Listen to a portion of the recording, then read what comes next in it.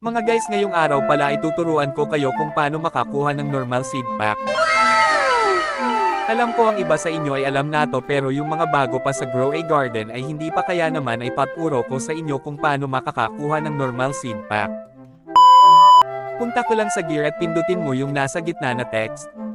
At yan, makikita muna kung ano ang gagawin mo. Wow! Yung sa akin ay naumpisahan ko na, kaya may hinhintayin tayo ng next stop. Kaya magka-stock ay dali-dali ko nang binili at dali-dali na akong nagtanim. Guys, tiis-tiis lang dahil lahat naman ay may kapalit.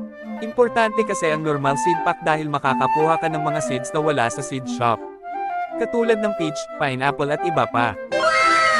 Pero bago ko pagpatuloy ang lahat, habang ako ay nagtatanim ay nakita ko na may super seed.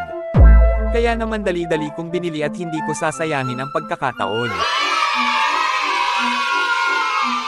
Kaya naman guys, pagkabili ko ay tinanim ko na.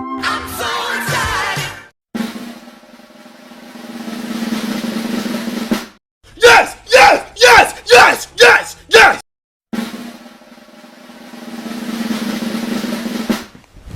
Emotional, damn it! Pero malas, babawi tayo next time. Balik tayo guys. Malapit na nga tayong matapos sa ating quest, kaya tiis-tiis lang. Hindi totoo yan. At mga guys, hindi nga lang ito ang quest, iba-iba po yan at nagre-reset rin yan. Yung iba ay papataniman ka ng watermelon or pumpkin. Kaya pag may stock na watermelon or pumpkin sa seed shop ay bilhin nyo na.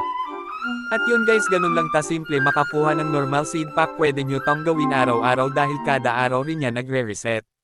Katulad nga ng sinabi ko kanina guys, ay importante ito kung ikaw yung player na ayaw gumastos ng malaki para sa mga seeds. May benefits din kasi makakakuha ka ng mga seeds na wala sa seed shop. Yun lang guys, next time ulit.